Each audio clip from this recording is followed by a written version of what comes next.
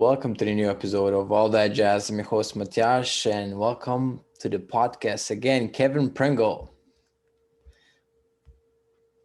Hey, what's up? So we talked before, you're a doc student, and before we talked more about the spiritual experience, but I think a lot of students, when they get into the work, for better or worse, they encounter a book like Truth versus Falsehood, and what's the other? Spirituality, Reality, and Modern Man. I always butcher the order. I think it's something Yeah, like the Orange yeah, Book. that's it. I always call it the Orange Book. So,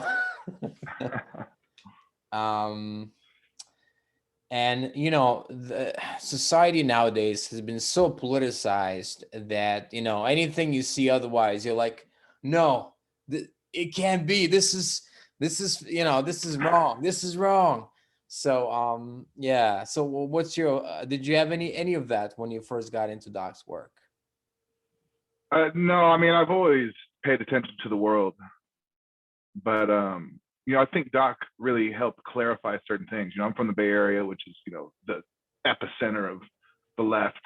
Yeah, I said At the my time, condolences. at the time, George W. Bush was president, and he was almost as hated as much as Trump. And at the time, things have changed with time. But he was hated, severely. And I never hated the man, but Doc clarified that, he was in the 400s, and it kind of clarified how the office of the president was held. And, many times during lectures, people would take really great issue with Doc saying anything that's not negative about President Bush. Yeah. And it was really interesting to me, because I guess it sounds egotistical, but I saw what Doc was, a true Buddha, a true one. So if he said something, I'm more apt to try to see it how he's seeing it, as opposed to saying, "Oh, this guy." But the positionality is so strong with people that it's insane. And I was watching a lecture last night where Doc was talking about these things, and he said that the Achilles heel of America is free speech, how we hold it. We hold free speech as the highest truth, the one right that is worthy of dying for. And he said, no, it's not.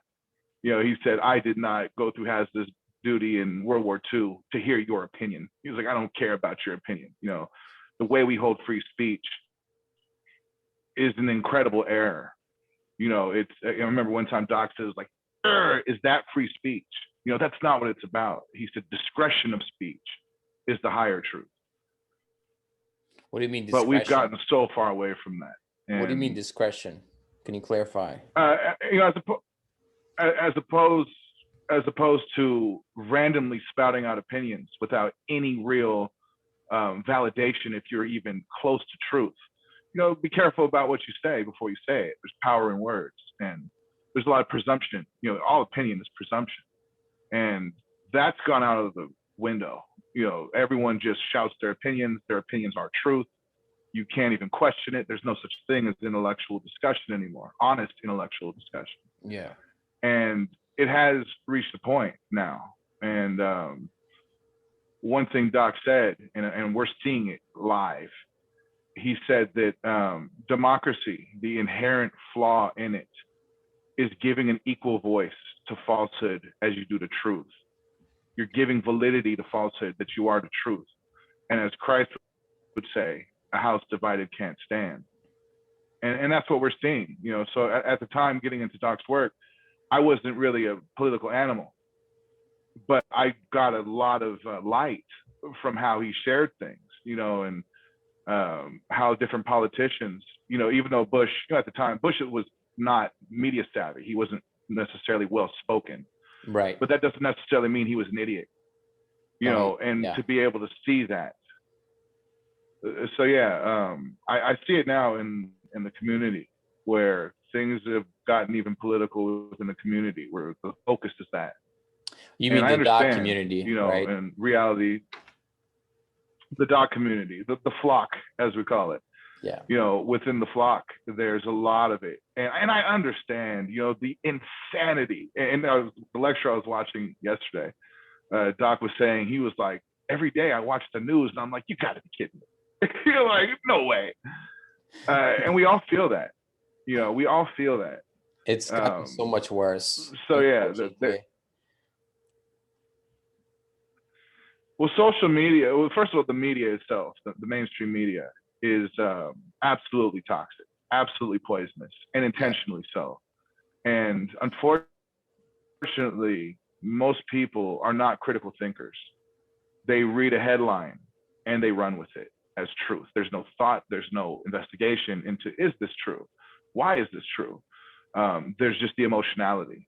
And then you couple that with social media, which is quite possibly more toxic than the media. Who knows? They're neck and neck. And there is a very toxic mix, a cocktail of poisonousness that has really dominated consciousness of man at this time. And it is hard to see, Right. And now hard to watch. Yeah, the social media now has gone into the business of censoring stuff. And I want to go back to something you said earlier about giving equal time, because Fox News back in the day had a slogan, fair and balanced. I think that's what sometimes Doc would refer to that, because they would give equal time to truth as falsehood. So O'Reilly would have sometimes on people that would absolutely make no sense, and he would argue with them, to till the cows came home, till the segment was gone, basically, the 6 minute slot or 8 minute, whatever he had. And I don't know if that's beneficial in the long run, like you said, because you're giving somebody that's below 200. For people that don't know, below 200 is basically falsehood. So the book Truth versus Falsehood deals with what is true, the gradations of truth, and falsehood, the gradations of falsehood. So on Fox News, you have like O'Reilly is a prime example, and he was really good at interviewing the bad guy, the one that you don't like, but he was good at it. But sometimes his spiritual night, or what did he call it, the dark night? No, not the spiritual night. Yeah, the spiritual night would come out, and he'd get all emotional, and try to shut down the by shouting at the person. So it's really hard, because well, that was part of O'Reilly's. I'm sorry, go ahead. Yeah, go ahead. No, I was sorry to interrupt you. That was part of O'Reilly's character, though. He was very alpha, and he wanted to confront those things. And there is an error within the spiritual night. It's the seeing something wrong, the judgment. Judgment is mine, saith the Lord. And there is discernment too, where you see, okay, that's crazy. But when you confront insanity, you're not necessarily making any ground. One of the, Christ is my guy, and everything he said rings true on infinite levels. But he said, don't throw your pearls before swine. And that means, with those with ears to hear it, let them hear it. Those with eyes to see it, let them see it. So when you engage in these discussions with people who have zero interest in truth, it's an exercise in futility, a real one. And it's, I get it, 'cause I do it. You get the intolerance of like the desecration of truth. How could you believe that? And one thing Doc wrote, and I believe it's in the Orange Book, but he said, with the indoctrination within academia, there's a generation that's been lost, that literally their ability to discern the fallaciousness of sophistry, of the playing of words, is impaired. They don't have it. And keep that in mind when engaging with the radical political folks. They're not searching for truth. There's only Ben Shapiro is someone who I love how he debates. I think he's one of the best debaters I've ever seen. And he says, before you engage in a debate, really make sure that there's a debate to be had. When someone's just dug in on their position, there is no debate. It's something else. Yeah, I And make that I see mistake. that happening. I make that And even mistake. within Yeah. the flock. Yeah. I No, make I that have too. mistake all the time. Trust me. I dug in, and then I won't let go because I'm like, I'm right. And you're probably wrong. Not, I don't say probably, you're wrong. So Yeah, it's challenging. yeah, I think that's the downside of it as well. Like, okay, knowing the calibration and stuff like that, but um I think reading a little bit about it, following politics and all that, it's education in itself. And I went back to school last September, and there is things that are influenced I'm by sorry to critical hear theory. that. Yes. Yeah, there's critical theory, and there's no criticism of critical theory. There's no critical thinking of the critical theory itself. It's just like it's just No. accepted. It, You know. it looks like you're breaking up a little bit. Oh, can you hear me? Yeah, I hear you now. You're breaking up a little. Okay. I think sorry, our connection Okay. between us is not ideal today, but we're gonna get through it. Can you hear me? Yeah, we'll figure it out. I hear you. You're there. Yeah. So there is critical theory that they have in universities, and they're not critical of the critical theory itself. You know what I mean? Yes. And it's just accepted. And one of the things I've been trying to do is get them to have intellectual diversity, so they could be, but I don't think they're too receptive of that. Yeah, I was gonna say good luck with that. Well, the thing with academia is the ego in it all. It's a childish petulance with how it's held.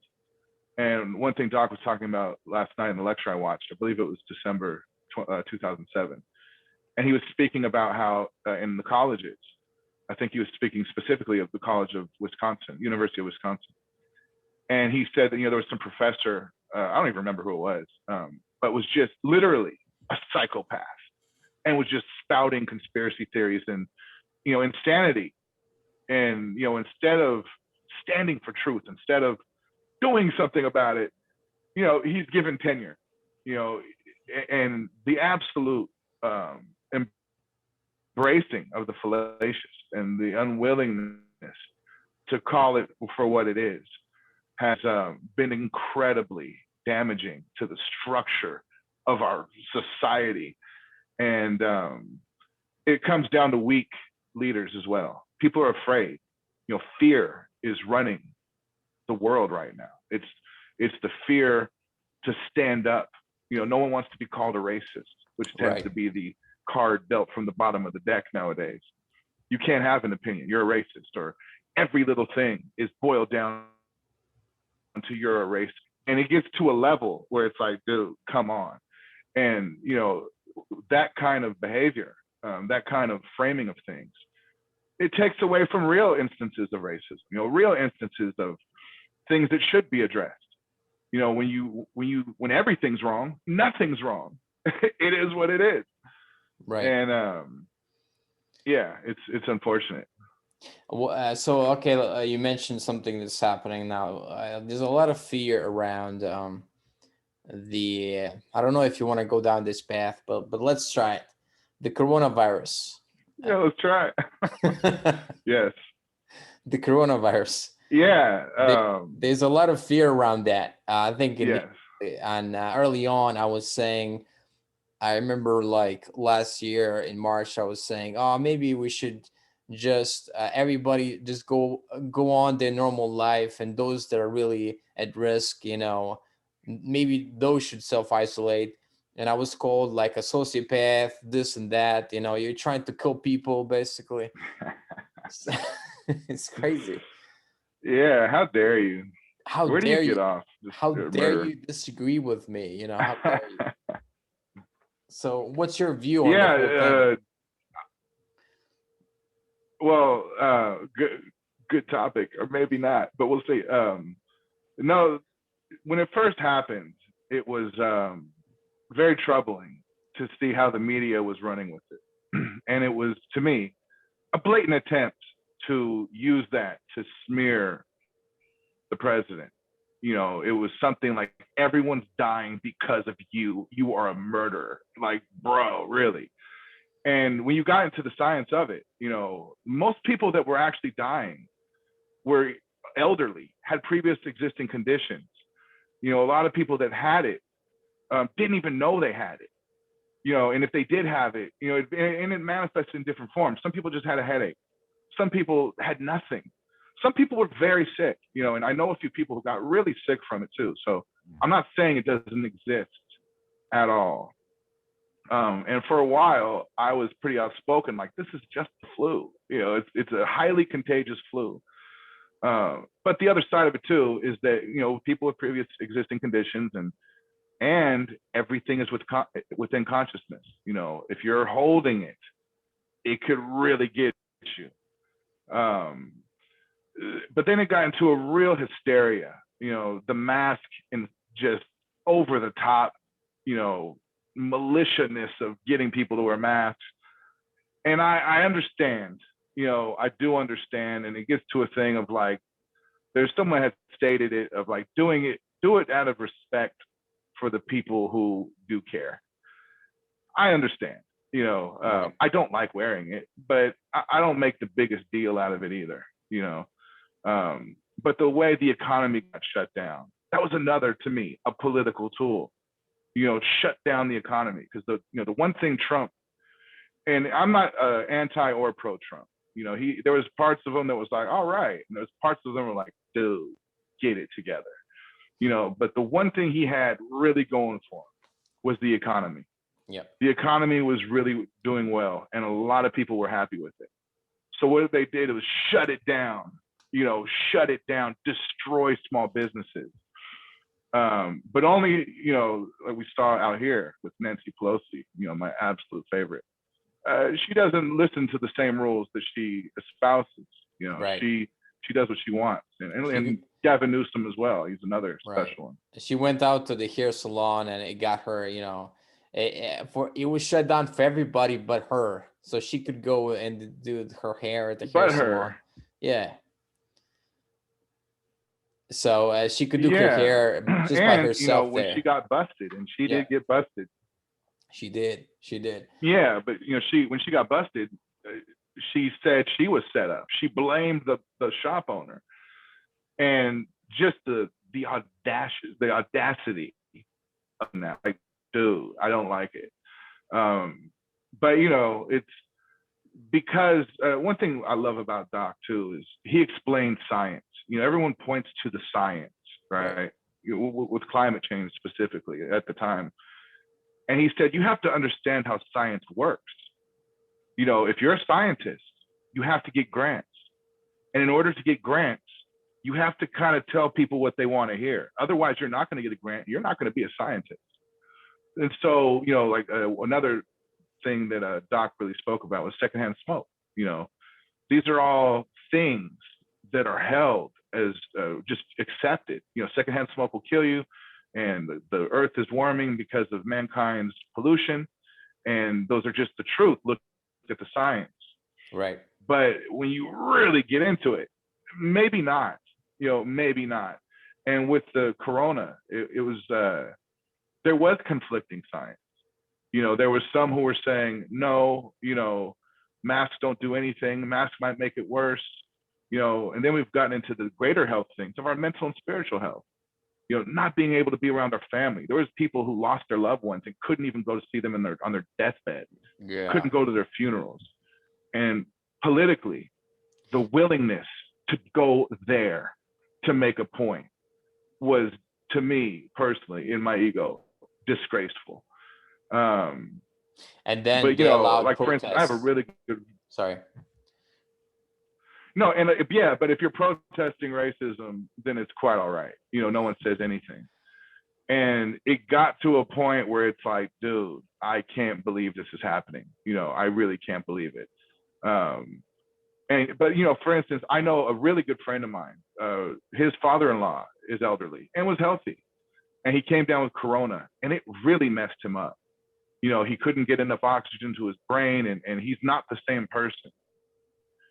There are cases like that. You know, I have a friend whose two cousins died from it, but they were morbidly obese. There was other existing conditions, but I think, you know, as much as there is a hysteria about it, I don't think it could just be completely dismissed as only hysteria. You know, there is a disease out there, and it does affect people to different degrees. But the draconian lockdown, you know, the insane groupthink of it all, it is frustrating, you know, and I'm ready to get to my life, and we can't. You know, people have lost their jobs, lost their homes, and for what? You know, for what? Yeah, I think it was very. Make sure you wear a mask. You know, wash your hands. Right. I think it was very politically convenient for them to get rid of Trump by basically destroying the economy at the expense of the people. And if that really happened, I'm not saying that because I'm not 100% sure, but if that really happened, it was something sick, really. Yeah, well, you know, the political climate now, and politics has never not been sick, has never not been twisted, has never not been full of charlatans.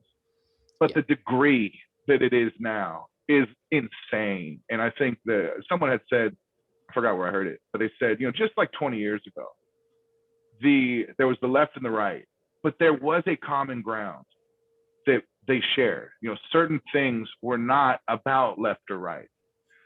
And that has changed, where it's very more polarized than ever.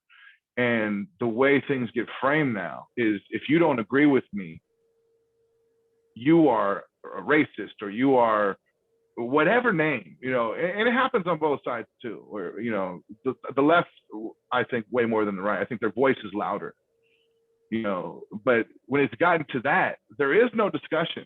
There is no middle ground.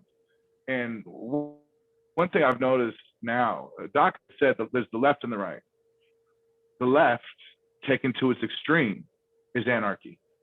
The right, taken to its extreme, is fascism. And what I've been seeing with the left is the extreme becoming fascistic anarchy, you know, where they're shutting down anything that doesn't agree with their talking points. And it's like, whoa, you know, it's amazing to see. It's a little bit, it's sad, you know, for me, but it is what it is too. You know, the world is what it is. You know, to get too involved in it spiritually it is an error. Yeah. You know, but it's also, as we discussed a little bit before, it's very hard, you know, and yeah, I think especially for people who are parents, you know, you're raising children, and, you know, you don't want them to be in this crazy world. And you know, Doc said that schools now are not about education, it's about indoctrination. You know, do you send your kid to a school where they will be indoctrinated, and, you know, everything, you know, we don't even know how many genders there are anymore. That's what we've gotten to. And yeah, and you know, I'm a compassionate person, and I try to see, wrap this little quick point up, but a lot of these positions, particularly on the left, they do come from a place of caring, of heart, but there's intense egotism, and there's heart without the mind. And that's where it gets really dangerous. You know, love without truth, dangerous stuff. right. So It yeah. reminds me of a Milton Friedman quote that about the liberals, like, I admire them for the softness of the heart, but so often the softness of the heart extends to the head as well. Like, I think he was specifically talking about Yeah. do-gooderism, because you have good intentions and then you implement policy based on the good intentions, but without reason, without common sense, you're not looking at the consequences. Sometimes the consequences are the opposite of what you're looking for. And that's Thomas Sowell, the favorite Yes. contemporary philosopher of I think of Hawking's. He often in his books he points out, look for the consequence. Don't just don't just presume that your intentions are paramount and just try to apply that to policy. No, look at what's actually happening. Like that's reason, right? Yeah, I think in terms of the ego, the most frightening thing that we're seeing is the uprising of socialism. And it's shocking to me how fast it has come up and been embraced. And the absolute demonization of capitalism. Capitalism does have its downside. Winston Churchill said, capitalism has its flaws, but it's the best flawed system we have so far. And capitalism has lifted billions of people out of poverty. But then, the downside of it is that money tends to get worshipped above anything, profit over anything. But that's within man. It's not necessarily within the system, it's within man. But socialism, one person I really love in the social sphere is Jordan Peterson. And he explains it quite brilliantly. He said it appeals to the heart, that we all help each other and all these things. Communism appeals to the heart. It sounds good on paper, but when it gets implemented, it is anything but good. And what we're seeing now in Hawkinsian terms is the luciferic. The luciferic is the twisting of the truth. And within that twisting of the truth, it opens the door for the satanic, which is not twisting anything. It's very in your face. And the luciferic sounds really good. That's why it is seduction. That is why we fall for it. And the unfortunate thing on the right is there is no charismatic leaders. Right now, the left has the charismatic leaders. Whether what they're saying is insane or not is besides the point. They're charismatic, and they people relate to them for whatever reason. The right doesn't do that. They don't really have the charisma, and it's very, very unfortunate. The table is, Right. skewed. I think And Trump was the whole movement. yeah, Trump had it, but he was the only one that really had it. Like, can you imagine Jeb Bush, all that he would have folded on the first day of presidency. They would have accused him of being a racist, and he'd be like, no, okay, I'm not gonna do the border because the Trump didn't care, and that was the beauty of it. Well, that was part of his appeal. But the issue I have with Trump is that if he would have got off Twitter, he would have, the way he actually governed, some of the things he did were actually really good. But the rhetoric was really not good.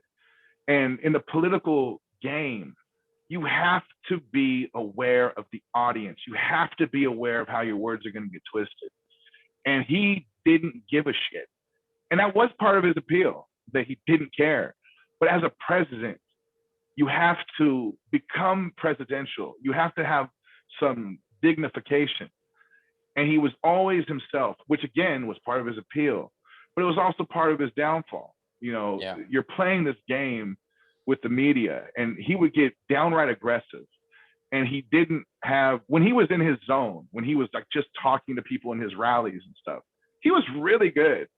During the presidential debate against Hillary, when he said, she said, "Oh, I would cringe if you were ever president." He said, "Yeah, because you'd be in jail." And that was like just right off the cuff. He didn't think about that or anything. And I was like, yes, like, oh my God, brilliant. But when you become president, you have to tone it down. Trump's media savvy was not mainstream media savvy. It was reality TV savvy. And it blew up in his face. And the old establishment, they're career politicians. So Trump was so bombastic that he put them in a position where, man, if I keep riding with this guy, I'm going to lose my career. And so they really turned on him.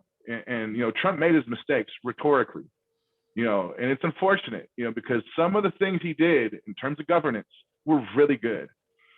But, it's funny because, he's the main line on him from the left is he is a white supremacist. And Trump would counter it with his rhetoric of, I've done more for black people than anyone since Abraham Lincoln. I wouldn't say it like that. That's so easy to manipulate. Don't be like that. But he also did so much for black people. He let so many people out of jail. He gave 25 years of funding to historically black colleges. He solved these certain things. But the rhetoric was divisive. And that was the error, that we're all paying for right now, I might add, and right. There's a sports writer out here. His name is Jason Whitlock, and he's conservative, a black guy, conservative, and he doesn't like this radical left stuff. And he said something really brilliant. He said this last election, hate won the election over love. Because he said the people that voted for Trump did it because they love him. And the people that voted for Biden did it because they hate Trump, not because they love Biden. Biden had very few true supporters of him. They hated Trump with a passion. That was what lost. This election was the election of hate. And it's like, whoa, Trump, Biden could barely speak a straight sentence. Like literally, the guy is incredibly just out of it. And Kamala Harris is hated, and she's gonna be president. Watch, and then the fun really begins, and that was because of hate.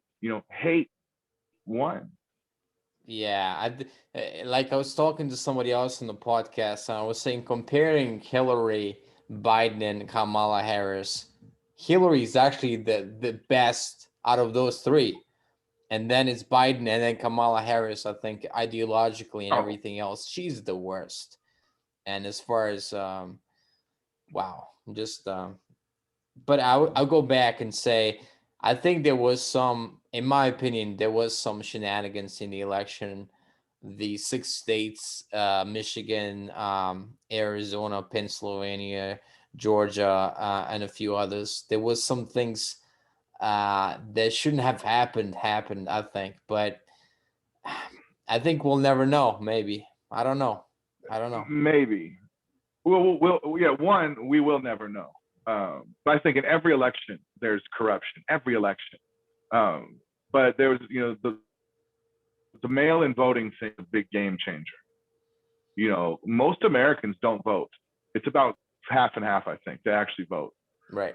So you really only have to win 25% of the populace to win the presidency. This election, they allowed mail-in voting. That really loosened it up a little bit. And when Trump, to me, lost the election, it was the first debate. Because there's people that hated Trump, but Biden was so bad. And Biden has his own history with women and with racially insensitive comments, let's just say. Right. And Kamala Harris doesn't have the best record, as a prosecutor, and people were aware of that. But that first debate, I was so pumped up for that debate. I thought Trump was going to lay out Biden so bad. But Trump came out like a rabid attack dog, and he looked terrible. And all he had to do was shine the light on Biden, and he didn't do it. And he lost it. That debate, I feel, was when the election was lost. So even if there was corruption, Trump's error in that first debate was really what made it even possible for it to happen. If he didn't screw up that first debate, and if he would have stayed the hell off Twitter, he would have won in a landslide that you couldn't cheat to cover up. But his narcissism, his self-absorption was so intense that he couldn't do it. And it's unfortunate. Everyone turned on him. And here we go with Biden and the left. Good times. Right. So when hearing Thomas Sowell speak about America, for the past 10 years or so. Sometimes he mentions the point. I don't like to talk about this, but I feel like why not? So he talks about the point of no return, and that there's such a thing as a point of no return, that things go so bad that you cannot turn back. So do you think America, politically and otherwise, things that are set in motion now, do you think it might be there at the point of no return? I do. I hate to say it too, and I've heard Thomas Sowell talk about that, and I love Thomas Sowell. That dude is the real deal. We are, we have at least a generation that's been lost to academia, to social media. The human connection is not there. The honoring of truth over belief systems is not there. And I think we are, and the historical truth, and Doc talked about this, was that democracy historically doesn't last longer than about 200, 250 years, period. And we're there. And, it's because of giving an equal voice to falsehood as you do to truth. And now Martin Luther King said something brilliant, and it was something to the effect of our technological, we've advanced technologically more than we have spiritually. And yes, yes, we have this mass media, social media, the thought systems, the ego centricity of what social media can be is you can't undo that. At least, it's going to take a long time. And there's a guy, you familiar with the rock band Tool? Yeah, I've heard of them. Yeah. So the lead singer, he was on Joe Rogan, and he said when he hears some of these things going on, he just says meteor. Like, we need a meteor to hit us to get things back to some kind of sanity. And I don't want a meteor to hit us, but I get the point. And Doc had said that the best form of government is oligarchy, the council of the old wise people. And yes, the system we have, it was good, but it wasn't perfect. And those imperfections are really coming up. And, spiritually, we worship the ego. We worship it, celebrity worship, the worshiping of our opinions on Facebook and Instagram and all these things. It's absolute idolatry, the way we are as a society. And the voices of reason, Trump used to call his supporters the silent majority. And most of the country is conservative, Yeah. but the big metropolitan areas are pretty well populated. And the silent majority is silent, and the left is the squeaky wheel. They're getting the oil because they make the most noise. And the fear that people have, no one wants to get called something, so they let it go. And the people who do don't have the articulation to really, put out the fire. And so I cringe, because I was saying it before this election, during this election, I said, if they win, it's the end of America. And it sounds extreme and it sounds dramatic. It is, it is dramatic and it's real. It's the end. How could it not be? And who knows what the future holds? It's all up to God, Yeah. But the absolute desecration of truth, for belief systems, for egocentricity, it has an energy to it, and Right. what happens within that space. All right. Let me throw a curveball at you that maybe sparks some optimism.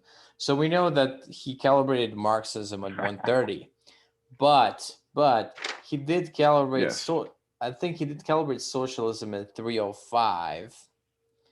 I looked it up, and which is which is a very curious thing, because it's not indicating to Marxism per se, but it's saying that maybe socialism without without demonizing things, proletarian versus the bourgeoisie, without that dichotomy, that maybe there is still a positive version of socialism. What do you say to that? Yeah, I mean, yes, yes. Socialism itself is in the low 300s. That's a good energy, but the transition to it, I feel, could be very rough, and there's a lot of people on the right. There's the militias on the right. They've been here for a long time. They're not too happy with anything that's going on, and I get it, but they're also willing to do a lot to not let it happen. Right. That could cause a lot of chaos. And the other thing is with socialism is the way it's held today.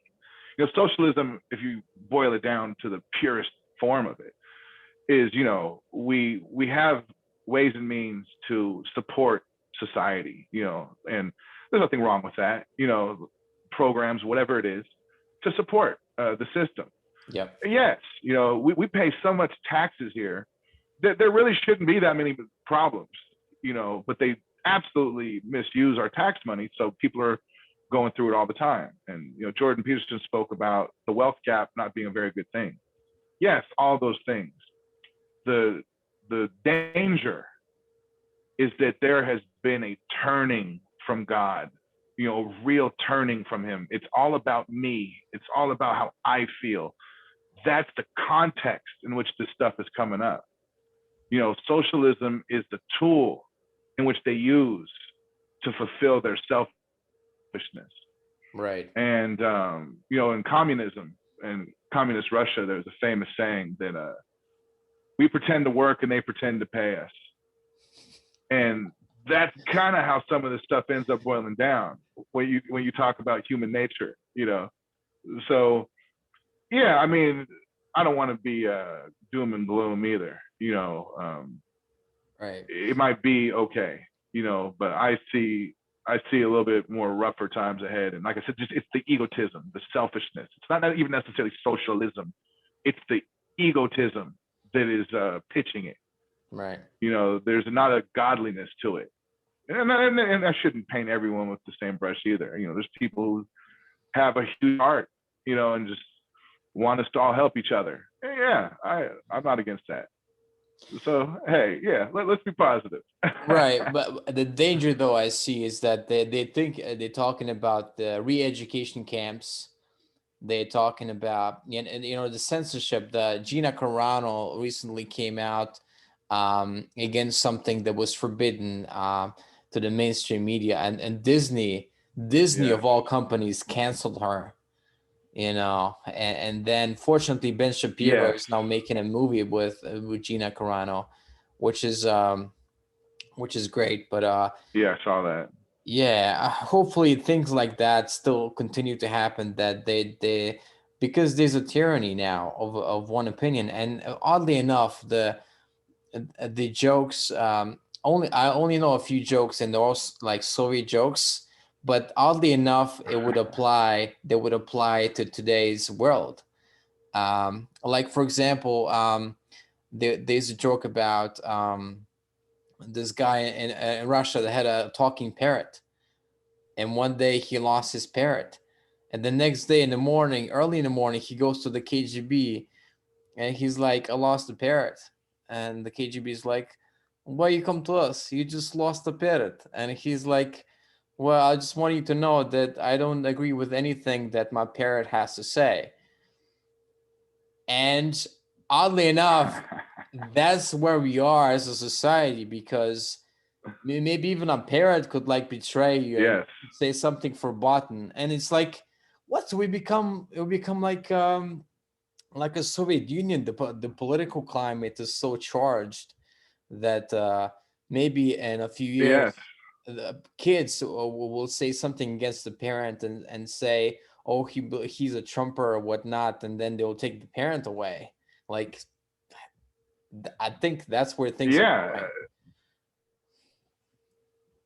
Well, that's where we're at as a society. The indoctrination of an entire generation, actually probably more than one generation. Indoctrination. And that's where the real danger is. Like we were just saying, socialism at 300. Socialism in that context is not a bad thing. 300 is great. It's willingness. It's good energy. 300. Doc had said 300 is the energy that made America. That willingness. The willingness to help, the willingness to do good work. Yes. But you couple that with the indoctrination of an entire generation or two or more. Whoa. And I try not to be too political, but the one thing that drives me crazy is the gender thing. That there's no such thing as a man and a woman, and we have biological men fighting biological women in like mixed martial arts. And if you're trans, I don't have any position against that. Doc had even said some people are born with the energetic system of a woman. He's like, it just happens. Okay, I don't have any problem with it. I do have a problem with biological men competing against biological women, particularly in contact sports. Yeah. That's a big problem. And if you say anything about it, canceled. And it's insane to me that it is an issue. If you had a daughter and she likes to do karate, next thing you know, she has to, go up against someone who's born a boy. Come on, let's get a little real. It's not against you as someone who's trans. It's just, come on, Yeah. And that's the only political thing that I take issue with. Even J.K. Rowling. Sorry, guys. even J.K. Rowling, she said that trans women are not really women, and she got everybody. They were like burning her books. They were like trying to get her canceled. My gosh, if she's not safe, if she's a billionaire, what hope is there for us? You look at even Trump got after January 6th, they closed his like when they falsely accuse him of inciting a riot. They close his they ban his Facebook, Twitter, pretty much every social account there is. It's a scary time. It's a scary time. Banks won't give him loans. Really? It is. And like I said, that's the luciferic. It's the luciferic, the inversion of truth, the worshiping of belief systems over truth. That's the danger of the place we're in. It's not about socialism. It's not about the left or the right. It's the inversion of truth. Yeah. That's the problem. Because I'm not anti-left. I'm not anti anything.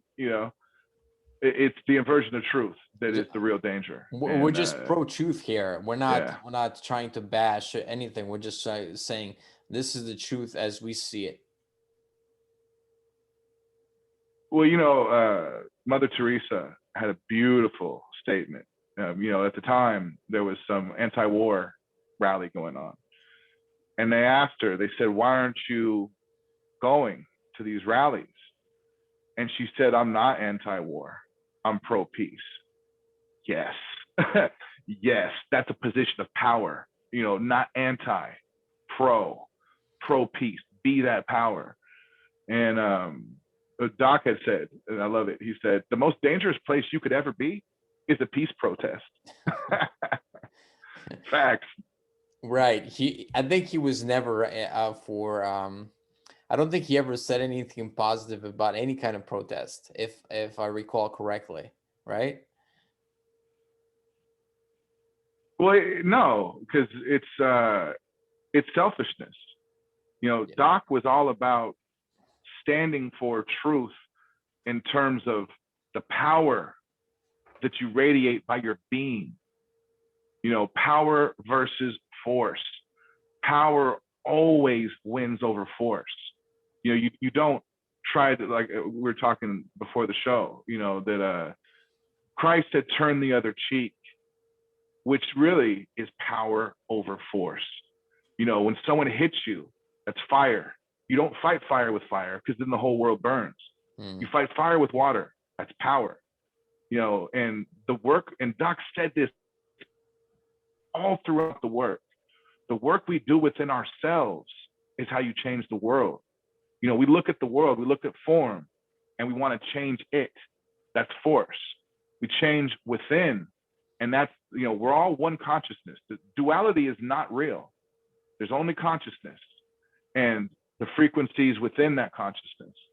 So when we do the work within ourselves, he said, you raise the level of the ocean with all boats in it. That's how you make the change. And one of my things I really want to get across in this discussion is to the Doc community. Do the work.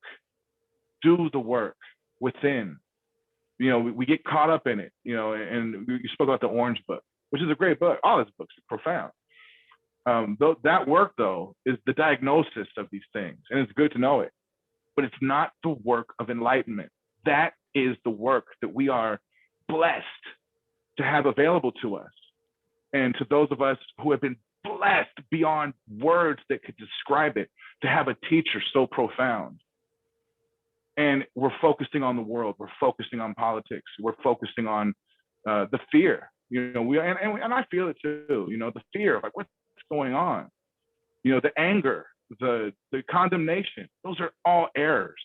Those are all ego. Those are all the bottom side of the map of consciousness. The work that we all are tasked to do is to evolve. Enlightenment is the work, nothing else. You know, wear the world as a light garment is the teaching. And I really would love for that to become more of something within our collective consciousness as the flock. You know, Doc had frequently calibrated the power of the group.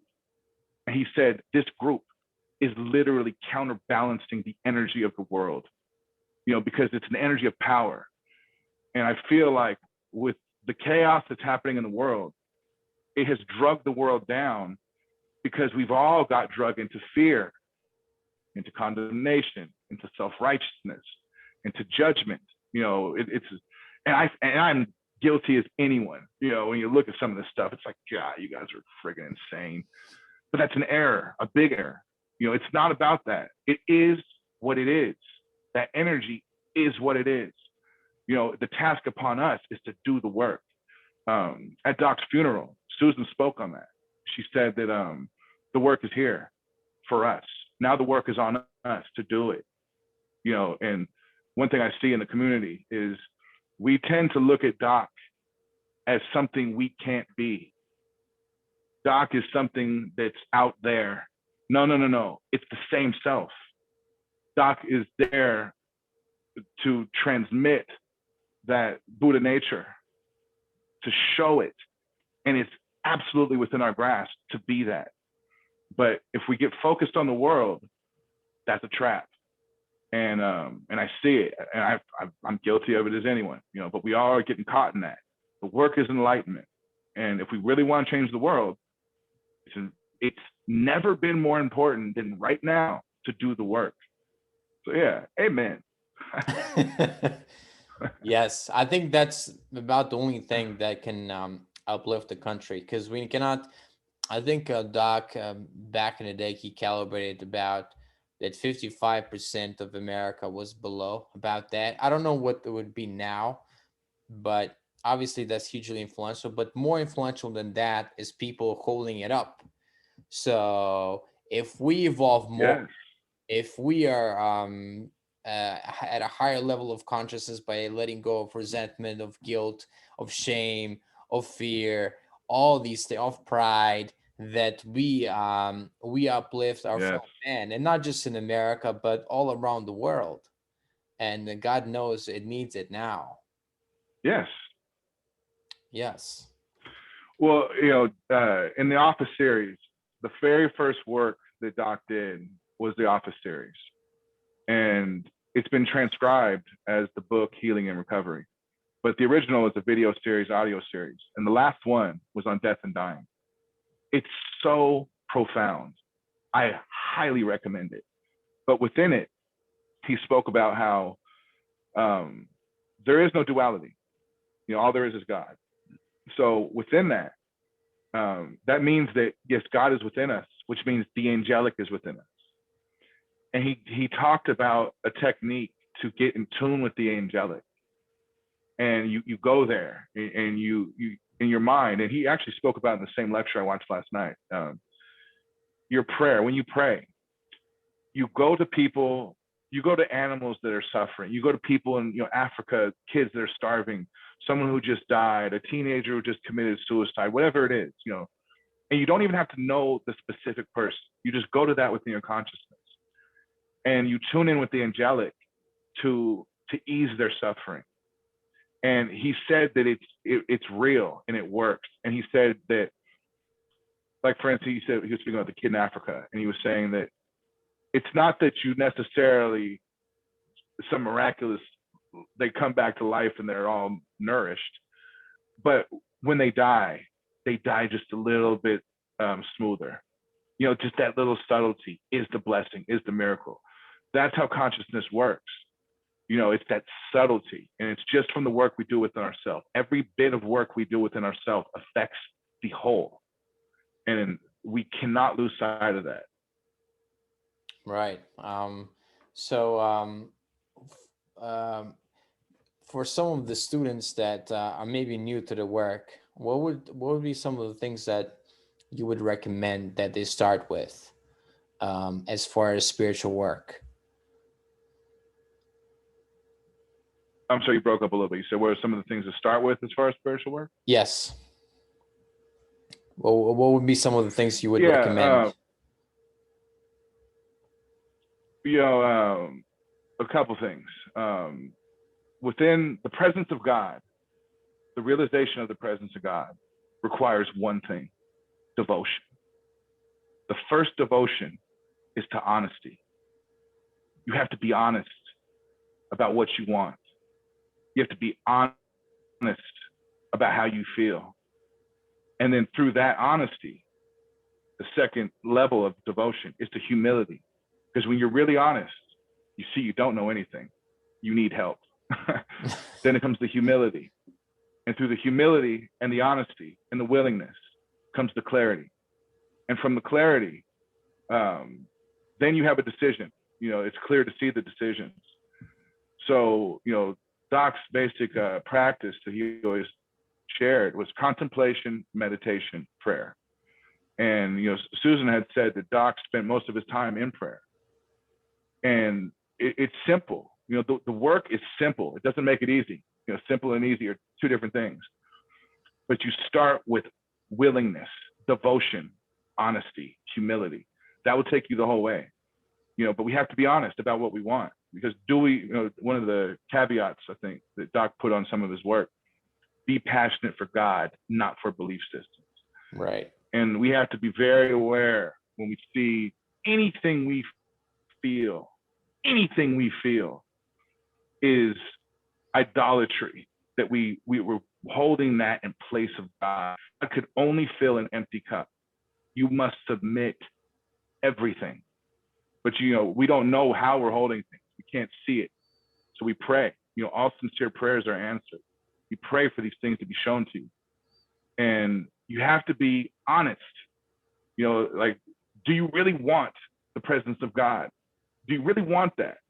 Are you willing to submit every position? God in the form of Doc. Doc said that the ego comes about as a duality by virtue of taking a position.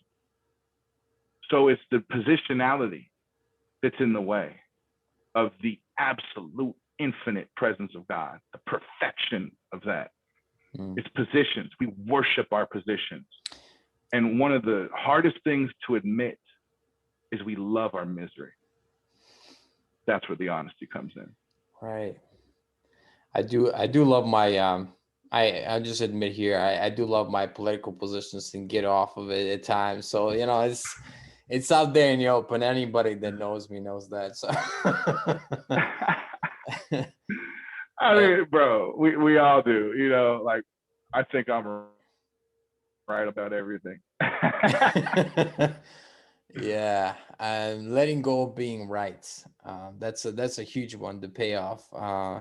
the payoff of being right, the payoff of being wrong, a payoff of being the victim. I think Letting Go is another great book for people that are starting out with the work. Um, and obviously the 12 Oh, step movement, profound. the Yes. 12 step movement, and of Course in Miracles workbook, which is you can get free online. And I've had some Yeah, profound, yeah, yeah. yeah, experiences with A Course in Miracles, because if you do it intensely, wow, it does bring about some angelic energies about. And I I remember I was not feeling much grounded at some point, because it was just the the energy was just like someone. I went to a family meeting and somebody said, "You look like you're high." You were. I No, guess I was. well, yeah. In terms of what you're saying, though, yes, A Course in Miracles, the workbook, is extremely powerful. I've been doing it. I've done it like 6, 7 times. I'm doing it now. Doc used to teach A Course in Miracles for like 20 years, and A Course in Miracles is extremely powerful. It is, the context of it is it's channeled allegedly by Christ. It's not, but it's still at 600. So who cares what they say about it? Right. Do the work. The workbook is very powerful. Of all the books of the doc, Letting Go, I feel, is the most accessible, and it's also one of the most practical. Um, it's as I think of all the books, I think I've read Letting Go more than any of them. It's so powerful. It's so simple. It's so practical. I highly recommend it. The other books within Doc's library are Transcending the Levels of Consciousness. It's incredibly profound. My brother Lou, I haven't talked to in years, but Lou said it's one of the most profound books ever written. Agreed. And I saw Ben speak about it in your interview with him. It's one of the most profound books ever written. It's a handbook on transcending the levels of consciousness. Priceless. And the other book that Ben also mentioned that I also really endorse is the Discovery of the Presence of God, the purple book. Of all the books, it's the thinnest, but it's the most complete. It's I call it the Bible of devotional non-duality. And I think that was, Doc's never been trying to start a religion, but I think that was the overall intention of it, was the book of devotional non-duality. That book is so profound. And within it, in the caveat, the preface, it says, within these pages is all one needs to know to reach enlightenment. Yes. So yeah, those books are so profound. And but for someone who's just starting, Letting Go, and really spirituality, the path of enlightenment, it's all about surrender. Letting go is that. And Yeah. yes. And the way the world is by God's design. So what we are pontificating upon, even if it is the destruction of America, we cannot control it. And there's a great prayer in the 12-step movement called the Serenity Prayer that says, God grant me the serenity to accept the things I cannot change, courage to change the things I can, and the wisdom to know the difference. So what can I change and what Yes. I cannot change is very important, and therein lies the wisdom. And what I can change, obviously I can change. And I know for myself, even changing myself in quotes, has been hard enough. And so if you have trouble changing other people, wanting to changing other people, Al-Anon is a great program for that. I'm just putting that out there. Yes. Well, my big homie, Jesus Christ, he said that why do you judge the speck in your brother's eye when you have a beam in your own? Mm. And that's the humility. That's the humility. Do the work within yourself. And in the Course in Miracles, its main thrust is to replace perception with vision. That's its whole aim. And it is the ultimate spiritual desire, if you will, to see. Perception is nothing. Perception is falsehood. And we see things. And one brilliant thing the doc said, the map of consciousness is really a map of limitation. Be aware of that. It's a map of limitation. It's only by surrendering every position does the truth come forward. So are you willing to do it? And within this community, the flock, there's so many brilliant people, brilliant spiritually. Do the work. The work is here. It's such an incredible gift. Doc was a historical caliber giant of spiritual truth. And the work, I think, of all the big guys, Jesus, Christ, Krishna, or I said Jesus, Buddha, Christ, Krishna, and a few others. Doc is the most profound as a teacher. The teachings are so thorough, so articulate, and it leaves no stone unturned, not a single one. Do the work. Don't get caught in anything. Beware of positionality. And I want us to, my selfishness, I want to see us get on that page where we're doing the work. Like I said, we look at Doc as if he's something that we can't become. That's not true. He said, there's one lecture, I think it's the same one, December 2007. He was calibrating the room. He said, some people in this room are destined to be Buddhas. He said, you wouldn't be here if you weren't. He's like, who goes to a attendance class unless someone who's going to be attending?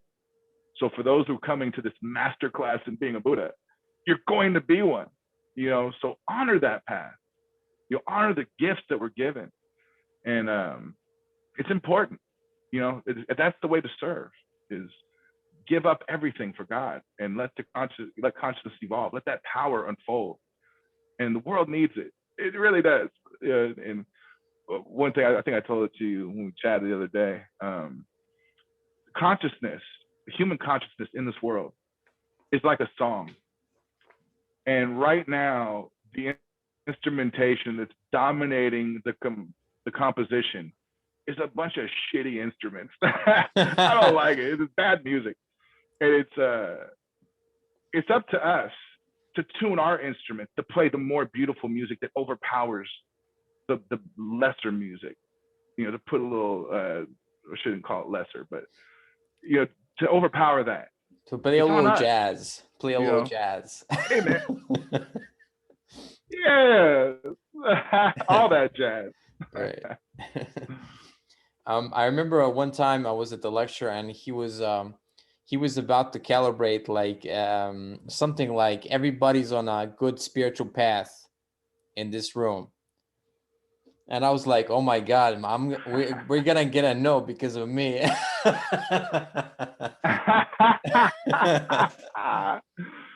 Yeah, I know the feeling. Yeah, and no, he got a yes. So I was like, wow. I was like, that's a really yes. You would not have been drawn to the work the way you are if it wasn't your destiny. Honor your destiny. Don't get caught up. Don't allow, the mind is like a tar pit. The more you try to fight in it, the more it gets all over the place. Honor the work that's been given to you as a gift, an absolute gift. And the last time we spoke on the last interview, how many people get the work and just don't resonate with it? And can you imagine it's one time, most of the time when we were at the lectures, some of us would just be in awe that we are in like a historical moment. Historical. This is not an average teacher. These are not average teachings. Here we are. Imagine the karma of that. The incredible gift of that. And now it's on us to honor that gift. And it's easy to get distracted by the world, but it's more rewarding to do the work. So yes, that's my prayer. Right. Wow, we cover a lot of ground. I think I hope people get some hope out of this, that not everything's lost, and even if the world, God forbid, if the world self-destructs our souls will go on and we'll come back in another earth or whatever. A new earth, as is the title of a famous book, I think. A new earth. Yeah, Right. hey, life is eternal. You know, on that note, we'll be okay no matter what happens. And but I do also want to add that it's very important for us to do the work. You know, Buddha said, most fortunate of karmas is it to be born a human. More fortunate still is it to have heard of enlightenment. More fortunate still is it to pursue it. And then Doc added, and more fortunate is it to achieve it. And we've been given all the tools. We've been given crystal clear teachings. These aren't just ancient poetic terms, crystal clear teachings, and the energy of the teacher to go with it. So now we can't overlook that. We shouldn't overlook the opportunity of this life, you know, and the distractions of the media, the distractions of the chaos. Do your best to not let it bring you down, because we all need each other to uplift, and we will. You know, God is amazing. Amen. I do apologize for we had some bad connection at this podcast. I think I'll probably blame California for this one. I don't know. I'm sure it's California's fault. Do everything wrong. Yeah, I just wish, because we're talking about this, and even myself, I don't often, and I'm struggling with some addictions still. And I've known of Doc's work for what, 14, almost 15 years now. So I think I have a more compassion towards people that are new, because this work is so profound that at the beginning you don't really fully grasp it. You're like, whoa, this is something important. But as you delve deep and as you do the work, the more it dawns on you, like, wow, how fortunate we are to stumble upon this truth, right?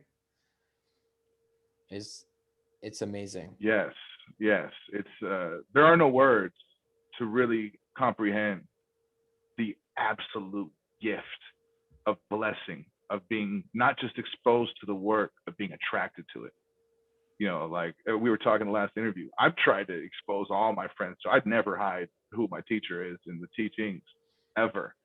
And I always tell people, because I want them to see it how I see it. I want them to be touched by it and, free themselves, all these things.